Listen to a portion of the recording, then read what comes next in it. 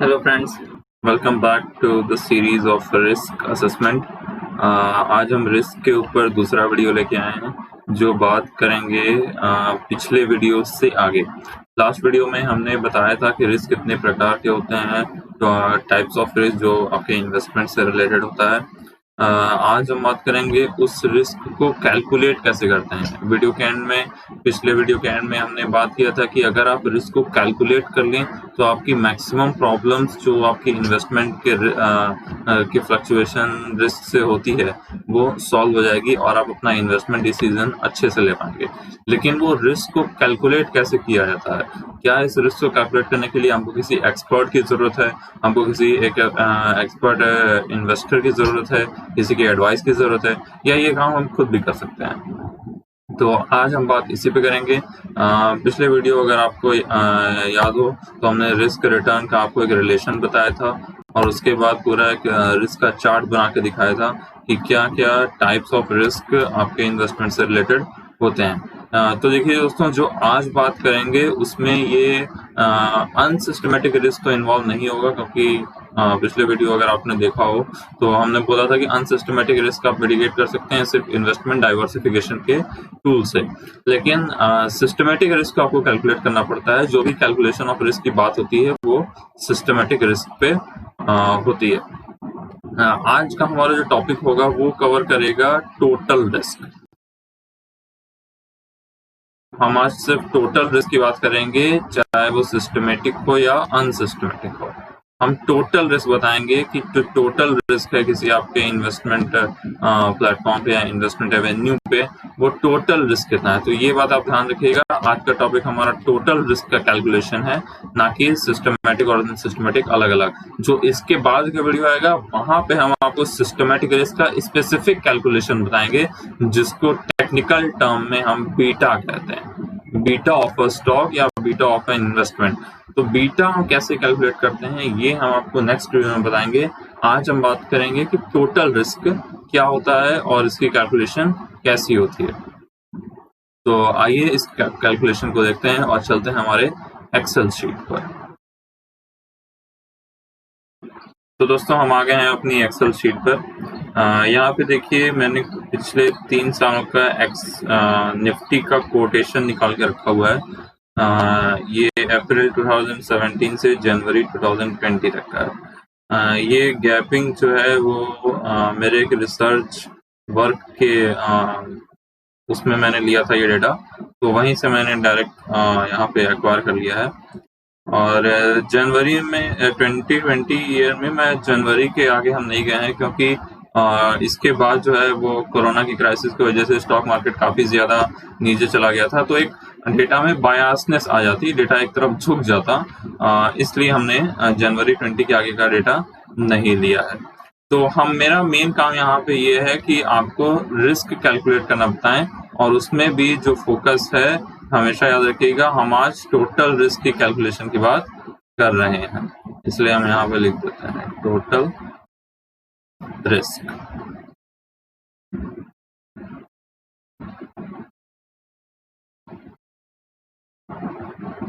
तो दोस्तों, total risk के लिए जो आज सबसे पहले काम हमें करना है कि आप जो भी स्टॉक का या इंडेक्स का रिटर्न निकालना चाहते हैं, उस स्टॉक की हिस्टोरिकल जो उसका कोटेशन है या हिस्टोरिकल जो उसका रिटर्न है, वो आप एक जगह नोट डाउन कर लीजिए या एक एक्सेल शीट उसमें बना लीजिए।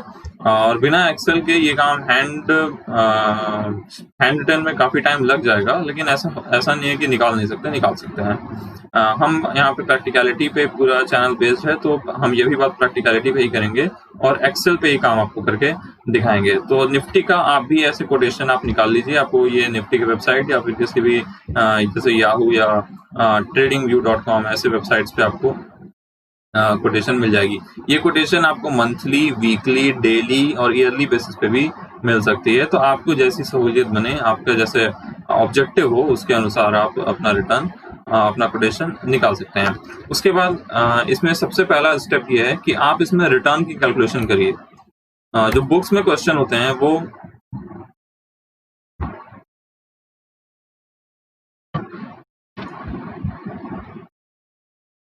जो बुक्स में क्वेश्चन होते हैं दोस्तों वो ऐसे होते हैं जिसमें आपको रिटर्न पहले से दिया रहता है, लेकिन हम आपको ये भी यहाँ बता रहे हैं कि रिटर्न निकालते कैसे हैं। सबसे पहले देखिए, ये अप्रैल 2017 में 9,000 कुछ समथिंग है और दिसंबर 2017 में 10,000 समथिंग हो गया है। तो ये जो बीच का रिटर्न है, ये रिटर्न आप ऐसे निकालेंगे। रिटर्न का एक फॉर्मूला होता है फाइनल वैल्यू, आप फॉर्मूला यहाँ पे लगाइए, आप 2 ब्रैकेट लगा लीजिए, final value minus initial value divided by initial value multiplied by 100। तो ये आपको देखिए 11% का रिटर्न यहाँ पे आपको इस प्राइस से इस प्राइस के बीच में, इस प्राइस से इस प्राइस के बीच में 11% का रिटर्न आपको मिल गया है। अब आपको इसी तरह इस प्राइस से इस price, now from this price to this price to this price, एक ऐसे करते करते आपको रिटर्न पूरा कैलकुलेट करना है। तो आपको बार बार ये फॉर्मूला लिखने की जरूरत नहीं है, थोड़ी एक्सेल की भी लर्निंग यहाँ पे आपको मिल जाएगी। ये फॉर्मूला आपको बार बार लिखने की जरूरत नहीं है, आप यहाँ से कर्सर पूरा ड्रैग करते हुए यहाँ ले आइए और ये पूरा फॉर्मूला कॉपी होके आपको ये रिटर्न निकाल के दे देगा। एक नेगेटिव रिटर्न है यहाँ पे, ये पूरा रिटर्न परसेंटेज में आ रहा है क्योंकि हमने मल्टीप्लाइड बाय 100 कर दिया था। जो भी रिटर्न आ रहा है वो यहाँ पे परसेंटेज में आ रहा है। आप इसकी वैल्यू कम भी कर सकते हैं, डेसिमल यहाँ पे बहुत ज्यादा है तो डेसिमल डिक्रीज कर लीजिए। तो देखिए ये पढ़ने में आसान हो गया। यहाँ पे 11.6% का रिटर्न, 4.8 का 9% का रिटर्न, नेगेटिव रिटर्न 7.1%, 0%, 7.31 और 3.61% का रिटर्न है। तो ऐसे आपको एक बड़े डेटा के ऊपर आपको एक ऐसे रिटर्न कैलकुलेशन करके मिल जाएगा। जब आप रिटर्न कैलकुलेट कर लेंगे तो आपको एक टेबल बनानी है जहां पे आप ये देखेंगे कि आपका एक्सपेक्टेड रिटर्न कितना है। हम इन्वेस्टमेंट क्यों कर रहे हैं? हम इन्वेस्टमेंट इसलिए कर रहे हैं ताकि हमको एक अच्छा रिटर्न मिले। एक अच्छा रिटर्न मिलने के लिए हमको उसकी हिस्ट्री में जाना जरूरी है कि उस स्टॉक ने या उस इंडेक्स ने पहले कैसे परफॉर्म किया है। उसकी हिस्ट्री देखने के बाद मुझे ये पता चला कि पिछले 3 साल में वो कुछ इस तरह परफॉर्म कर रहा था। तो उसको जज करने के बाद हम उसमें से कुछ एक्सपेक्टेड रिटर्न्स निकालेंगे कि क्या रिटर्न हमको आने वाले फ्यूचर में मिल सकता है।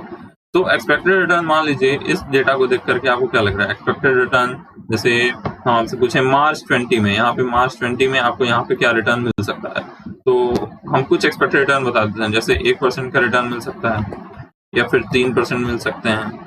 और देखिए क्योंकि 3% के आसपास एक फिगर है यहाँ पे इस रिवाले में, यहाँ पे 3% के आसपास एक रिटर्न है।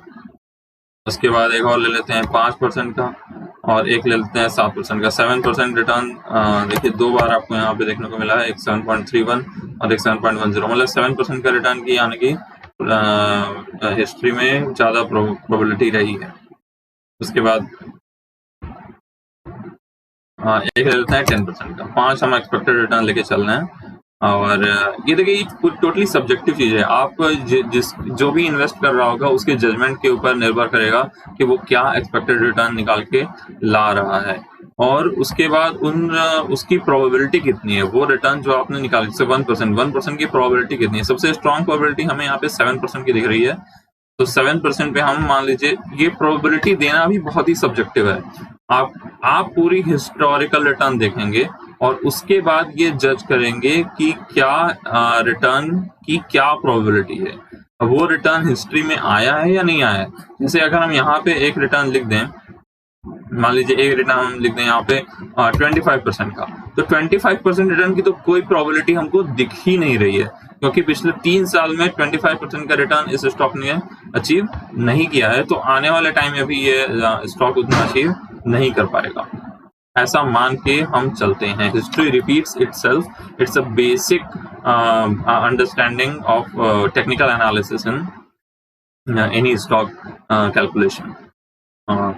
तो ये एक्सपेक्टेड रिटर्न्स और उसकी प्रोबेबिलिटी हम यहाँ पे 7 पे देखिए, हम अपने सब्जेक्टिव थिंकिंग के हिसाब से 40% की प्रोबेबिलिटी हम यहाँ पे असाइन उसको कर दे रहे हैं। उसके बाद हम 0.3 पे देखते हैं कि 3.61 रहा है, हो सकता है आने वाले में 3.3 का रहे, तो वहां पे हम इसको 0.2 दे दें, यानी कि 20% का। रिटर्न। उसके बाद 5 पे हम रख लेते हैं लेट्स से चलिए यहाँ पे हम इसको थोड़ा बढ़ा देते हैं, 25% इसको कर देते हैं, और यहाँ पे इसको कर देते हैं 0.15, क्योंकि 7.3 तो ये 357 के आसपास का ही रिटर्न आने वाले टाइम में मोस्ट प्रोबेबल चांसेस हैं रहने के। 1% चांसेस कम है, इसको 10% आप कर लीजिए। और ये अब एक बात आप ये भी ध्यान रखेंगे कि जो टोटल प्रोबेबिलिटी होनी चाहिए वो 1 आनी चाहिए। वंस प्रोबेबिलिटी का टोटल सम 1 होता है तो 1 से ऊपर ये कभी ना जाए, जो भी आप डिनोशन कर रहे हैं, यानी परसेंटेज टर्म्स में 100 से ऊपर नहीं जाना चाहिए। तो 25 + 15 40 40 40 80 एंड 90, तो यहाँ पे भी हम 0.1 ले लेते हैं, 10% की प्रोबेबिलिटी इसकी भी हो जाती है।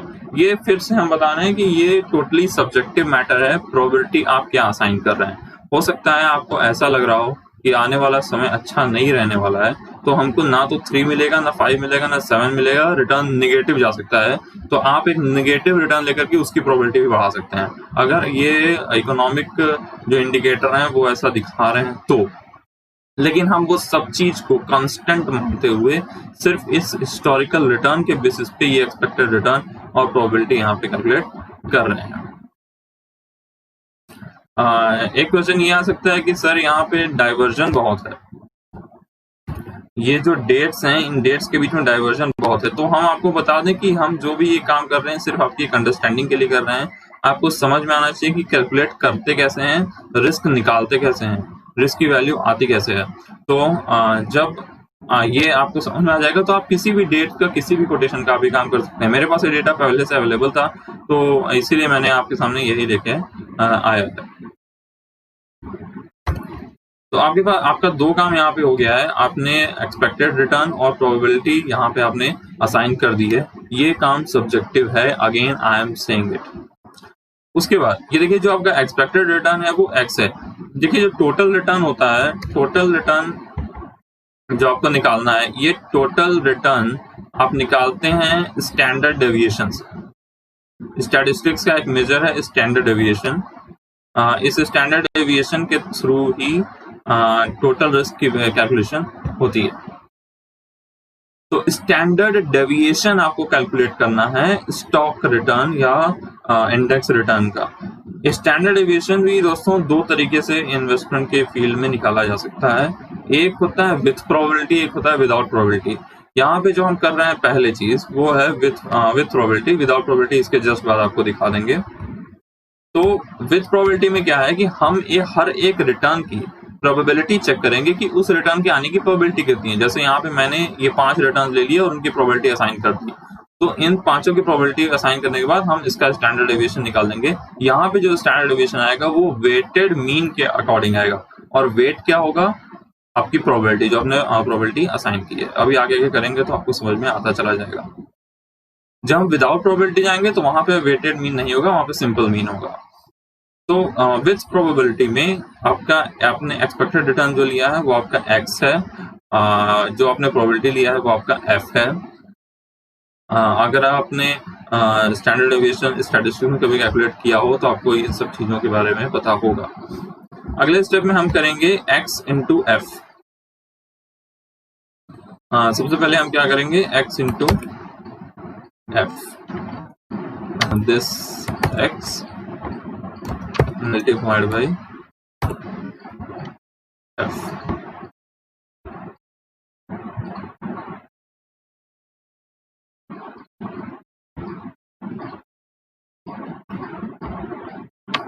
अब 1 by 1 इसको कैलकुलेट आपको करने की जरूरत नहीं है, आप एक बार यहाँ पे लिखिए this x multiplied by this f, enter, okay, और आप इसको ट्राई करके यहाँ तक रिपीट कर दिए।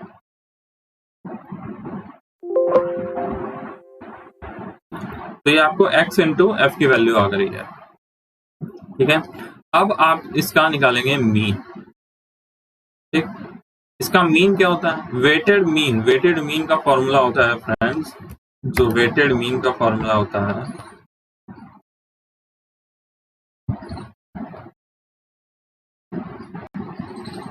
जो वेटेड मीन का फॉर्मूला होता है वो होता है sigma F x upon sigma F. Discrete series mean का फॉर्मूला यही है। तो आप देखिए, आपके पास फ्रीक्वेंसी थी, आपके पास एक्सपेक्टेड रिटर्न था एक्स के फॉर्म में, आपने एक्स इंटू एफ कर लिया, तो यहाँ पे आपके पास आ जाएगा सिग्मा एफ एक्स।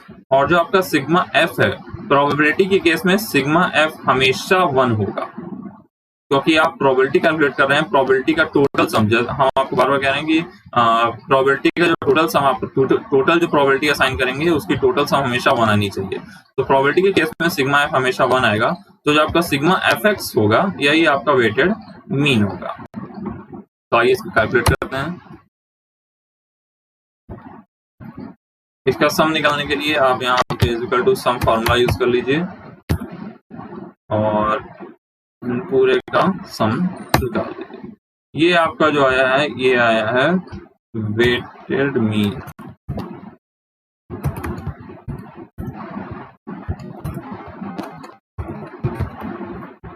ये वेटेड मीन रिटर्न है जो आपको 5.40 है। अब अगर आप हैंड रिटर्न करेंगे तो इसको आपको लिखने की एक कॉलम बनाने की जरूरत नहीं है, लेकिन चूंकि हम एक्सेल पे कर रहे हैं और एक्सेल पे सेल वाइज फॉर्मूला लगते हैं, तो यहाँ पे हम एक मीन का कॉलम बना करके इसको लिख लेते हैं ताकि ये हमको आगे काम दे। मीन 5.40 है, तो 5.40 और यही हम यहाँ पे कॉपी कर लेते हैं। ठीक है, तो आपके पास ये काम हो गया। अब आपको डेविएशन निकालना है। अगला स्टेप होता है स्टैंडर्ड डेविएशन निकालने के लिए कि आप डेविएशन निकालें। डेविएशन को डी से डिनोट करते हैं और डेविएशन का मतलब होता है आपकी जो एक्स वाली फिगर है, यानी आपका जो डेटा है, एक्स डिनोट करता है डेटा को, उसमें से आप अपने मीन को माइनस कर लीजिए। ये आपको बताएगा कि आपका डेटा एवरेज से यानी मीन से कितना डेविएट कर रहा है। तो आप हर एक डेटा के लिए ये काम करेंगे और इसके लिए हम अगला कॉलम बनाएंगे, d is equal to x minus x bar. अब देखिए बार कैसे लगाएं। बार लगाने का भी तरीका है, आप इसको कीबोर्ड से नहीं लगा सकते, आपको सिंबल इंसर्ट करना पड़ेगा। आप सिंबल में जाइए और यहाँ देखिए सबसेट आपका कंबाइनिंग डायक्रेटिकल मार्क्स होना चाहिए और यहाँ पे आपको 2 बार मिलेंगे, स्मॉल बार और ग्रेटर बार। आप ग्रेटर बार लगा लीजिए, इंसर्ट करके क्लोज कर लीजिए और आपके उसके ऊपर बार लग जाएगा। देखिए शायद 2 बार प्रेस कर दिया था। ओके, तो deviation is equal to X I minus x bar. According to this formula आप एक्स माइनस एक्स बार कर लीजिए। ये रहा आपका एक्स माइनस एक्स बार यानी कि मीन। हम मीन इसीलिए बार बार लिखा दे ताकि आपको हर बार टाइप ना करना पड़े। इसको एंटर कर लीजिए, ये आपका डेविएशन आ जाएगा। ओके, ये आपका डेविएशन आ गए। अब जो स्टैंडर्ड डेविएशन होता है वो स्क्वायर्ड डेविएशन पे बेस्ड होता है, तो हम इस डेविएशन का स्क्वायर करेंगे। तो डेविएशन स्क्वायर। नाउ स्क्वायर के लिए आपको सुपरस्क्रिप्ट लगाने की जरूरत है। आप फॉन्ट में जाइए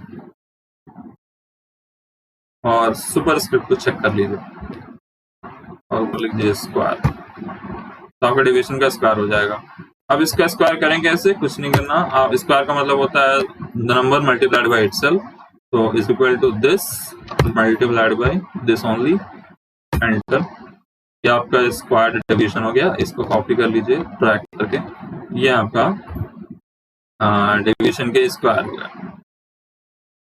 जब आपका डेविएशन का square calculate, square deviation calculate हो गए हैं, तो आप इस स्क्वायर डेविएशन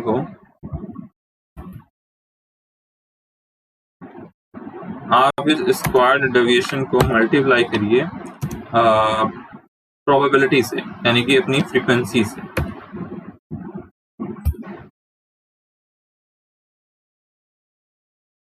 यानी कि is equal two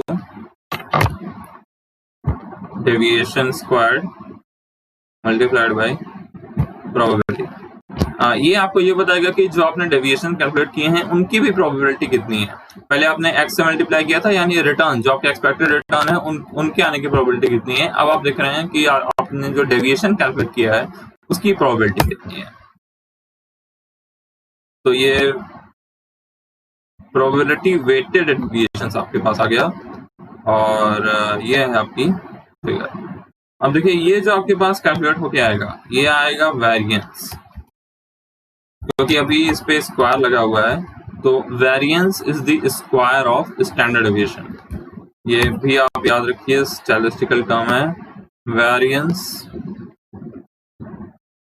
is the square of standard deviation.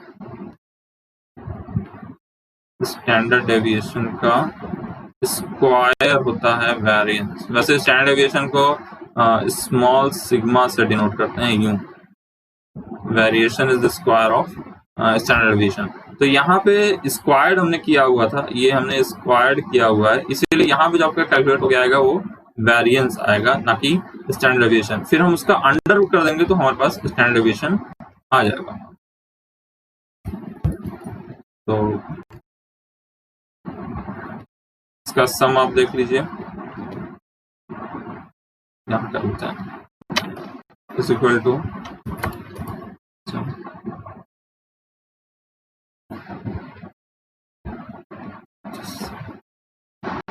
now this is the variance 6.54.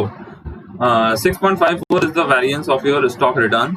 आपने जो भी स्टॉक रिटर्न निकाला था वो 6.54% से वेरिएट करता है, वेरिएशन है उसमें 6.54% का। अब इसका स्टैंडर्ड डेविएशन हम कैलकुलेट कर लेते हैं। स्टैंडर्ड डेविएशन इस नंबर का स्क्वायर रूट होगा, तो स्क्वायर रूट निकालने का फॉर्मूला है SQRT। इस नंबर का आपको चाहिए, एंटर कर लीजिए। 2.56%, लगभग 2.5% की आपकी स्टैंडर्ड डेविएशन है आपके इस स्टॉक के रिटर्न की। यानी कि जो आपका टोटल रिस्क है वो कितने परसेंट का है? 2.5% का टोटल रिस्क है।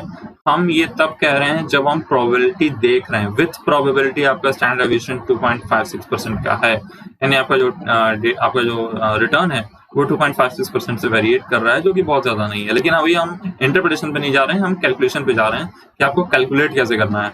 प्रोसेस फिर से एक बार आपको इलस्ट्रेट करके दिखा देते हैं। सबसे पहले आप एक रिटर्न जिसका भी आप निकालना चाहते हैं उसकी हिस्टोरिकल रिटर्न आप देख लीजिए। हिस्टोरिकल रिटर्न्स निकालने के बाद उसको आप कैलकुलेट कर लीजिए कोटेशन से, और उस कैलकुलेशन के बाद आप देखिए कि आपके क्या क्या एक्सपेक्टेड रिटर्न्स आ रहे हैं और उन एक्सपेक्टेड रिटर्न्स की प्रोबेबिलिटी कितनी है। ये दोनों ही सब्जेक्टिव चीजें हैं, ये आपके खुद के विवेक और डिसीजन पे निर्भर करेगा, आपके अंडरस्टैंडिंग पे निर्भर करेगा। आपका एक्सपेक्टेड रिटर्न आपका डेटा है और प्रोबेबिलिटी आपकी फ्रीक्वेंसी है। डेटा का फ्रीक्वेंसी हम मल्टीप्लाई कर दीजिए, आपका वेटेड डेटा आ जाएगा। उसके बाद उसके मीन निकाल लीजिए।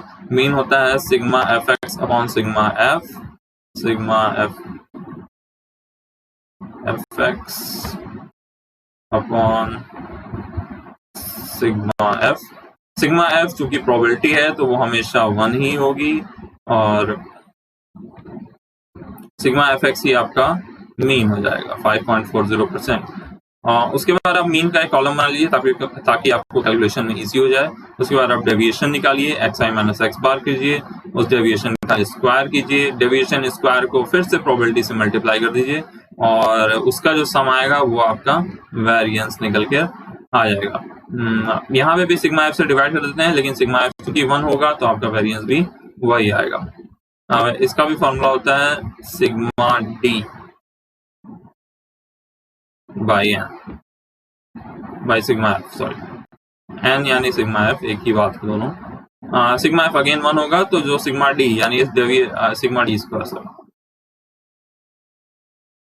आपने एफ से मल्टीप्लाई कर लिया, यहाँ पे एफ डी स्क्वायर हो जाएगा, ये sigma F D square upon sigma F. ये वेरिएंस का फॉर्मूला है, और यहीं पे आप इसका स्क्वायर रूट लगा दीजिए तो तुरंत ये एफ डी का फॉर्मूला बन जाता है। तो वेरिएंस हमने निकाल लिया था, वेरिएंस निकालने के बाद उसका स्टैंडर्ड डेविएशन निकाल दिया, 2.56 है। 2.56 आपकी टोटल रिस्क है। आपका इस कैलकुलेशन का रिजल्ट आता है 2.56%।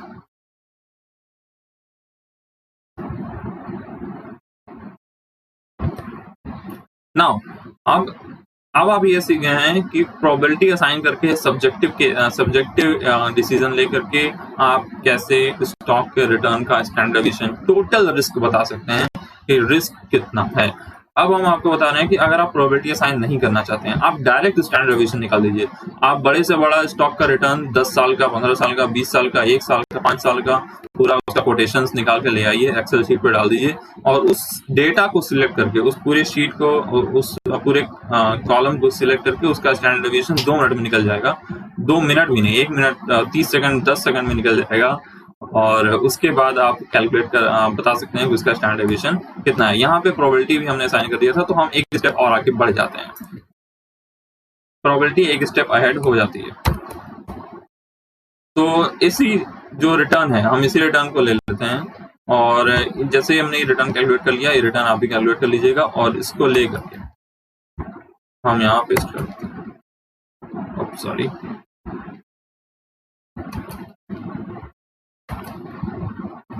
देखिए अगर आपको ऐसे आए तो आप कुछ मत करिए, क्योंकि वहां पे फॉर्मूला लगा हुआ था इसलिए एरर दिखा रहा है।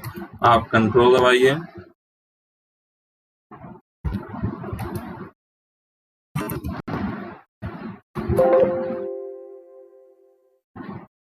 कंट्रोल सी दबाइए, कंट्रोल वी दबाइए, यहाँ फिर से कंट्रोल का ऑप्शन आ रहा है, कंट्रोल दबाइए और पेस्ट वैल्यूज कर लीजिए। आपकी जो वैल्यू होगी वो सीधे सीधे यहाँ पे आ जाएगी।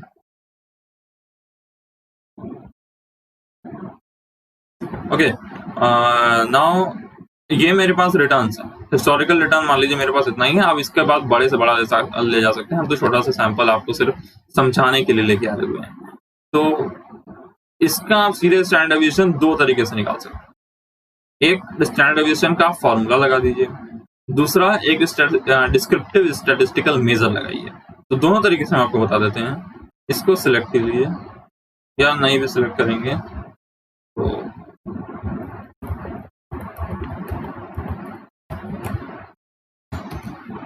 जो आप एसडी कैलकुलेट करेंगे is equal to standard deviation का फॉर्मूला होता है स्टैंडर्ड, आप टाइप कीजिए खुद बता देगा। ये देखिए stdv.s, आप याद रखिए आपको सैंपल का करना है इसलिए आप .s लगाएंगे, आप .p नहीं लगाएंगे। .s ले लीजिए और ये सारे नंबर सिलेक्ट कर लीजिए और एंटर कर दीजिए। 5.13% का आपका स्टैंडर्ड डेविएशन इस स्टॉक में आपको बता रहा है, ठीक। तो 5.13% मीन्स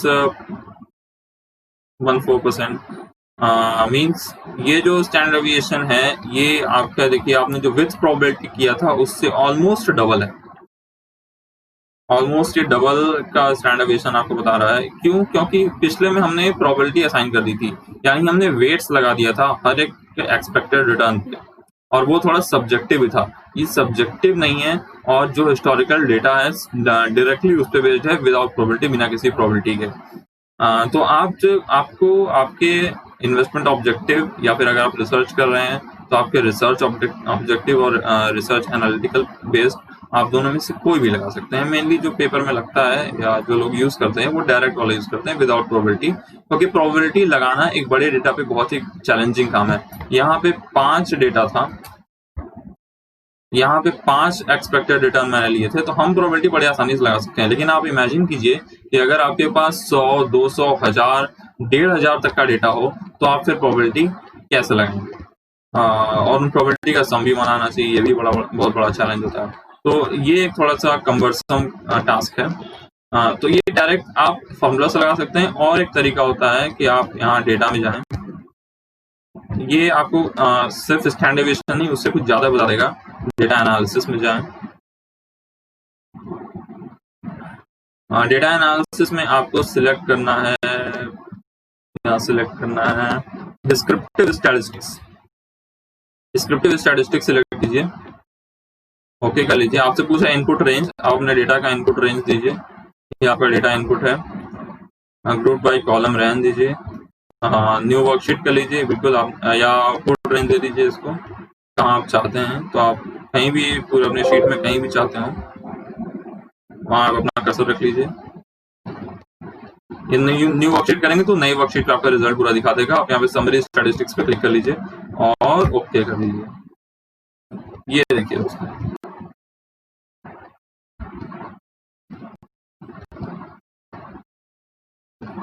इसने स्टैंडर्ड डेविएशन बताया 5.1359। आप भी यहाँ भी जो स्टैंडर्ड डेविएशन था वो भी यही था, हमने इसको छोटा कर दिया, इसको बड़ा कर देते हैं।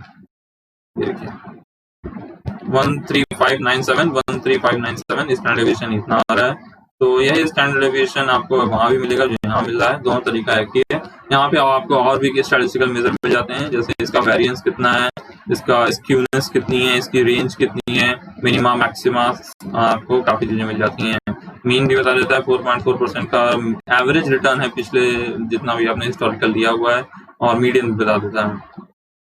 तो ये जो डिस्क्रिप्टिव स्टैटिस्टिक्स है वो ज़्यादा हॉलिस्टिक रिजल्ट आपको निकाल के देता है। या आप सिंपली स्टैंडर्ड डेविएशन अगर आपको चाहिए तो आप ऐसे भी डायरेक्ट कॉम्प्लेक्स कैलकुलेट कर सकते हैं। तो ये दोनों रिजल्ट तो एक ही आएगा, लेकिन जहां आप प्रोबेबिलिटी लगा देंगे वहां का रिजल्ट डेविएट करने लगेगा, क्योंकि ये चीज थोड़ी सी सब्जेक्टिव हो जाती है और आपको सब्जेक्टिव आंसर मिलने लगता है। तो ये वीडियो यहीं समाप्त करते हैं, एंड करते हैं। और आज हमने आपको प्रोबेबिलिटी के बारे में बताया, probability with probability standard deviation और विदाउट प्रोबेबिलिटी स्टैंडर्ड डेविएशन, जो कि टोटल रिस्क कैलकुलेट करने का मेजर है किसी भी स्टॉक का, किसी भी इंडेक्स का।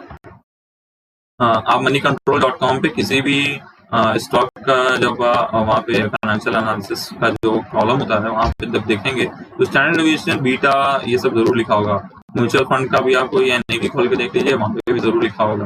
तो ये दोनों बहुत ही ज्यादा यूज होते हैं। तो स्टैंडर्ड डेविएशन डिनोट करता है टोटल रिस्क को, बीटा डिनोट करता है सिस्टमेटिक रिस्क को। आज हमने स्टैंडर्ड डेविएशन पे बात की, अगले वीडियो में हम बीटा पे बात करेंगे, यानी सिस्टमेटिक रिस्क के कैलकुलेशन पे बात करेंगे। यहाँ पे आपको जो भी अगर कोई डाउट हो प्लीज हमें कमेंट बॉक्स में बताइए, हम आपके डाउट बिल्कुल क्लियर करेंगे। और कोई भी आपका सजेशन हो, कोई फीडबैक हो, we are open to that. And if you like our work, if you like our video, please do like, subscribe and share with your friends so that financial awareness may increase in our country. ये कोशिश हमारी तरफ से आप सभी के लिए। So a very thank you to all of you, and meet you in the next video. Thank you.